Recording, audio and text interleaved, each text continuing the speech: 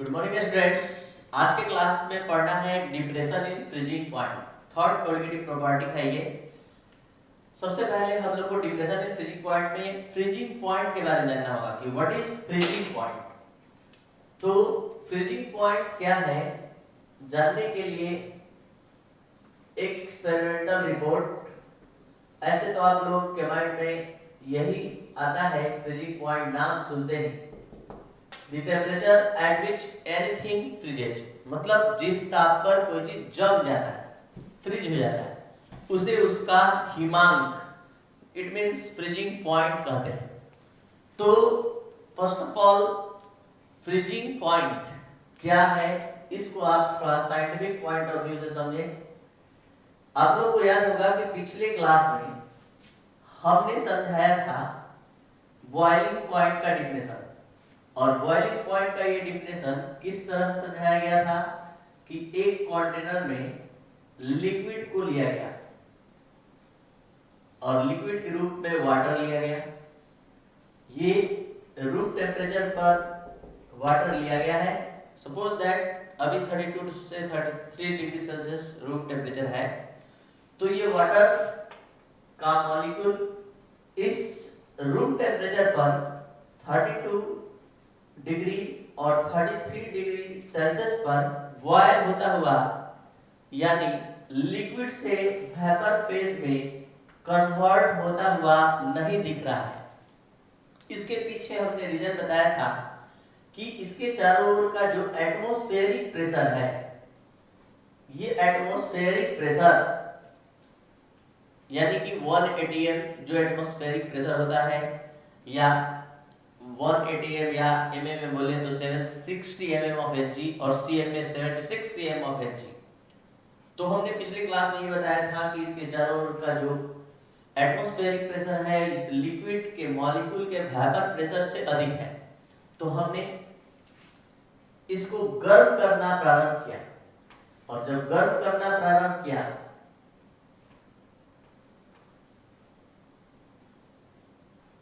तो क्या हुआ, इसका वेपर प्रेशर लिक्विड का इंक्रीज करने लगा, बढ़ने लगा, और 100 डिग्री सेल्सियस पर इस लिक्विड का वेपर प्रेशर गैस के वेपर प्रेशर के इक्वल हो गया।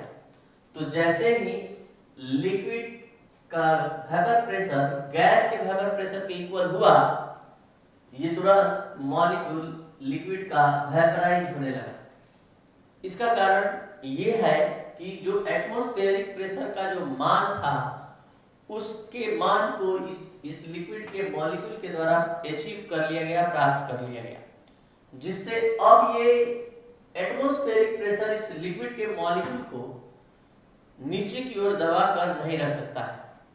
तो कहने का मतलब है कि यहाँ 100 डिग्री सेल्सियस टेम्परेचर का वो वैल्यू था जिस पर इस लिक्विड का वेपर प्रेशर गैस के वेपर प्रेशर के इक्वल हो गया।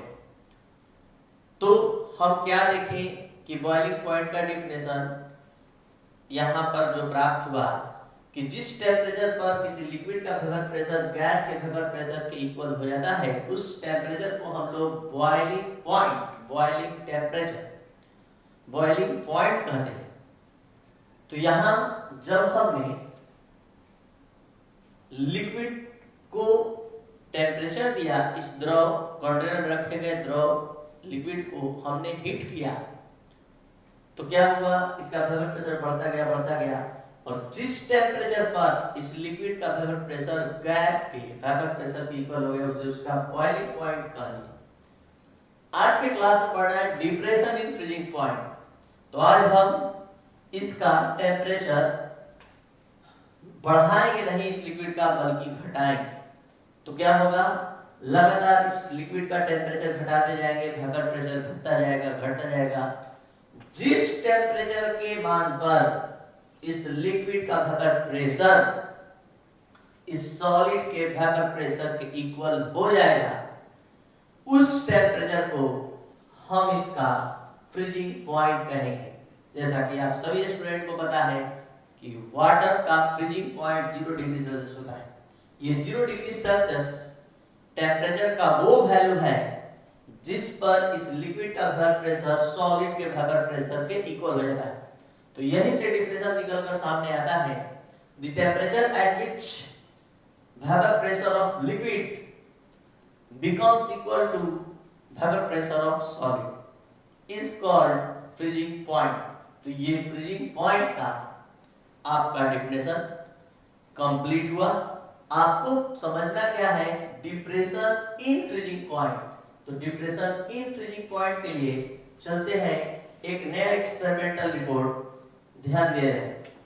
ये है एक कंटेनर और इस कंटेनर में सॉल्वेंट के रूप में वाटर लिया गया है और आप सभी को पता है कि जब वाटर लिया जाएगा तो इस वाटर का फ्रीजिंग पॉइंट यानी जिसको हमने माना है T0B, इस वाटर का फ्रीजिंग पॉइंट 0 डिग्री सेल्सियस है, यानी 0 डिग्री सेल्सियस पर इस लिक्विड का वेपर प्रेशर सॉलिड के वेपर प्रेशर के इक्वल हो जाएगा। तो अब हम इसमें नॉन वोलेटाइल सॉल्यूट ऐड कर रहे हैं। तो नॉन वोलेटाइल सॉल्यूट जब हम ऐड कर रहे हैं तो हम क्या देख रहे हैं कि अब जो सॉल्यूशन बना नॉन वोलेटाइल सॉल्यूट मिलाने से उस सॉल्यूशन का फ्रीजिंग पॉइंट -4 डिग्री सेल्सियस हो गया। तो हम जानना चाहते हैं कि फ्रीजिंग पॉइंट में कितने की कमी हुई। इस नॉन वोलेटाइल सॉल्यूट को मिक्सअप करने से फ्रीजिंग पॉइंट में कितने की कमी हो गई। तो ये जानने के लिए हम क्या करेंगे, इस पूरे सॉल्वेंट के फ्रीजिंग पॉइंट में यानी कि 0 डिग्री सेल्सियस, आपको पता होना चाहिए इसका फ्रीजिंग पॉइंट अधिक है इसका कम है, तो सॉल्वेंट के फ्रीजिंग पॉइंट में सॉल्यूशन का फ्रीजिंग पॉइंट घटा दिया जाएगा। तो इस तरह से आ रहा है फ्रीजिंग पॉइंट का डिफरेंस 4 डिग्री सेल्सियस। ये 4 डिग्री सेल्सियस क्या है, दो फ्रीजिंग पॉइंट का डिफरेंस है जिसको हम लोग यहाँ डिप्रेशन इन फ्रीजिंग पॉइंट कहते हैं। तो डिप्रेशन इन फ्रीजिंग पॉइंट क्या है ये आ चुका है, इसका जवाब ये है प्योर सॉल्वेंट का फ्रीजिंग पॉइंट, ये है सॉल्यूशन का फ्रीजिंग पॉइंट, और दोनों के बीच का डिफरेंस ही कहलाता है डिप्रेशन इन फ्रीजिंग पॉइंट। तो depression in freezing point may be defined as the difference of freezing point of solvent, pure solvent, freezing point of pure solvent and freezing point of solution। तो यहाँ आपका ये definition freezing point depression in freezing point का complete हुआ। Depression in freezing point may be defined as difference of freezing point of pure solvent and freezing point of solution। It is denoted by delta TF, इसको delta TF द्वारा represent करते हैं और it is mathematically calculated by following method। तो delta TF equal T0B minus TS, where T0B equal freezing point of pure solvent और TS equal freezing point of solution। तो इस तरह से आपका डिप्रेशन इन फ्रीजिंग पॉइंट का concept उम्मीद करते हैं कि क्लियर हो गया होगा कि फ्रीजिंग डिप्रेशन फ्रीजिंग पॉइंट क्या है, प्योर सॉल्वेंट के फ्रीजिंग पॉइंट और सॉल्यूशन के फ्रीजिंग पॉइंट के डिफरेंस को डिप्रेशन इन फ्रीजिंग पॉइंट कहा जाता है। तो अब यहाँ एक कॉन्सेप्ट और, relation between depression in freezing point and molality of solution. Depression in freezing point और मोलालिटी ऑफ सॉल्यूशन में हम लोग डिफरेंस समझने जा रहे हैं। दोनों के बीच डिफरेंस नहीं, रिलेशन एस्टैब्लिश करने जा रहे हैं। Relation between depression in freezing point and molality of solution. आपको पता होना चाहिए कि डिप्रेशन इन फ्रीजिंग पॉइंट को डेल्टा TF से और मोलालिटी को स्मॉल m से रिप्रेजेंट किया जाता है। तो पिछले क्लास में कॉन्सेप्ट बताया गया था एलिवेशन ऑफ बॉइलिंग पॉइंट समझते समय कि elevation of boiling point is directly proportional to lowering of vapour pressure. और एक और कॉन्सेप्ट बताया गया था कि lowering of vapour pressure is directly proportional to mole fraction आज के क्लास में इस दोनों कॉन्सेप्ट की जरूरत होगी। सबसे पहले depression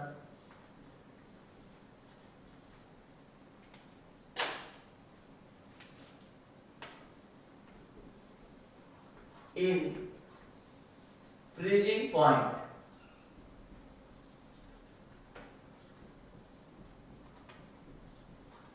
is directly proportional to lowering of vapor pressure। तो यहाँ डेल्टा टी एफ प्रोपोर्शनल हो जाएगा lowering of vapour pressure delta P के। और अब lowering of vapour pressure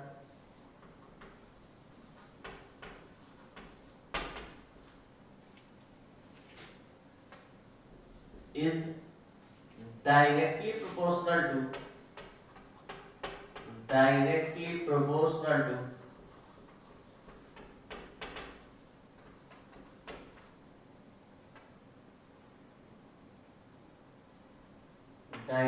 proportional to mole fraction of solid, mole fraction of solid। तो इस तरह से क्या मिला यहां, delta P proportional to X A, जिसको काई ए भी ग्रीक भाषा में इसको काई भी कहा जाता है। तो from equation 1 and 2 we get, from equation 1 and 2 क्या मिला, देखिए delta T F delta P के प्रोपोर्शनल है और डेल्टा पी एक्स ए के प्रोपोर्शनल है। तो डेल्टा टी एफ किसके प्रोपोर्शनल कहलाया जाएगा, डेल्टा टी एफ प्रोपोर्शनल हो जाएगा एक्स ए के। और प्रोपोर्शनल साइन जैसे ही हटता है एक कांस्टेंट आता है के एक्स से, और यहाँ एक्स से क्या है तो आप अच्छी तरह जानते हैं एक्स से मोल फ्रैक्शन ऑफ सॉलिड कहलाता है। तो इसलिए सॉलिड के मोल को ऊपर लिखते हुए इसको टोटल सॉल्यूशन के कंपोनेंट के मोल से डिवाइड करते हैं। तो यहाँ पर delta T F equal K N A by N A plus N B. और अब हम बात करते हैं डायल्यूट सॉल्यूशन के लिए। तो फॉर डायल्यूट सॉल्यूशन के लिए, तो डायल्यूट सॉल्यूशन के लिए number of mole of solvent is more less than number of mole of solvent. तो यहाँ Na plus Nb approximately equal to Nb।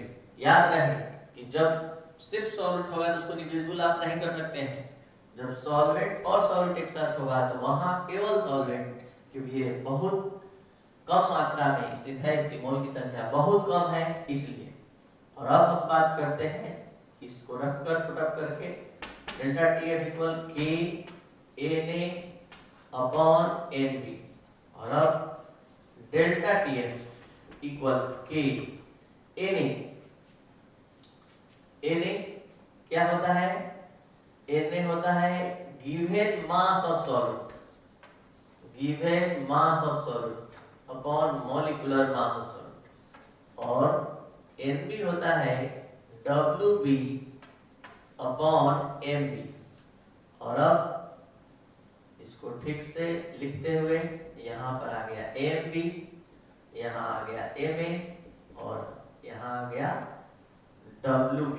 आपको पता होना चाहिए मोलालिटी, मोलालिटी स्मॉल m होता है given mass of solvent into 1000 bye molecular mass of solvent into given mass of solvent. तो ये इतना की जगह पर आप मोलालिटी फिट कर सकते हैं, पुटअप कर सकते हैं। तो इसलिए हम इसको अरेंज कर रहे हैं ताकि हम स्मॉल m को ला सके इस पूरे में। आपका मोलालिटी लाने के लिए एमपी को बाहर करना होगा, 1000 से मल्टीप्लाई, 1000 से डिवाइड, और इस तरह से ये पूरा डेल्टा टीएफ आपको बता दें कि ये कांस्टेंट कांस्टेंट कांस्टेंट, इस पूरे के बदले में एक नया कांस्टेंट केएफ, और इस पूरे के बदले में एम। एक बार फिर से बता दें कि केएफ किसके बदले में आया है, केएफ आया है के इंटू एम बी अपॉन 1000, और अब यहाँ डेल्टा टीएफ इक्वल केएफ हटेगा, बल्कि delta TF proportional to molality, और यहाँ केएफ क्या है, तो where KF equal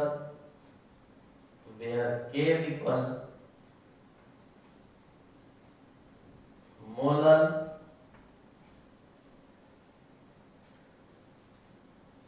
depression constant. तो ये आज की क्लास में प्रूफ हुआ कि मोलर एलिवेशन कांस्टेंट सॉल्यूशन के मोलालिटी के डायरेक्टली प्रोपोर्शनल होता है। एक बार फिर से शुरू से अंत तक देख लिया जाए। Depression in freezing point lowering of vapour pressure के प्रोपोर्शनल होता है, और लोअरिंग ऑफ वेपर प्रेशर जो है मोल फ्रैक्शन के। तो इस दोनों इक्वेशन से ही पता चलता है कि लोअरिंग जो डिप्रेशन इन फ्रीजिंग पॉइंट है वो मोल फ्रैक्शन के प्रोपोर्शनल होगा। तो डेल्टा टीएफ इक्वल Kx, और यहाँ delta TF equal K Na/Na plus Nb, और अब यहाँ डायल्यूट सॉल्यूशन के लिए अगर हम लें तो Na plus Nb approximately equal to Nb, क्योंकि number of mole of solvent is more less than number of mole of solvent, therefore we say that delta TF equal K, अब यहाँ Na/Nb, यहाँ Na प्लस Nb की जगह सिर्फ Nb, क्योंकि यहाँ Na का मान निग्लिजिबल हो गया, और हम Na number of mole of solvent given mass of solvent में मोलिकुलर मास से डिवाइड करेंगे तो number of mole of solvent मिल जाएगा, number of mole of solvent भी उसी तरह। और अब मोलालिटी लाने के लिए हम 1000 से मल्टीप्लाई, 1000 से डिवाइड, इस पूरे की जगह आ गया m, और k mb अपॉन 1000 की जगह k, और अंत में आप लोग को अपने से लिखना है hence depression in freezing point is directly proportional to molality of solution. तो ये था आज का class depression in freezing point. अभी 2 क्लास इसमें और होगा, तब जाकर इसका कॉन्सेप्ट एकदम फ्रेश हो जाएगा आपके माइंड में।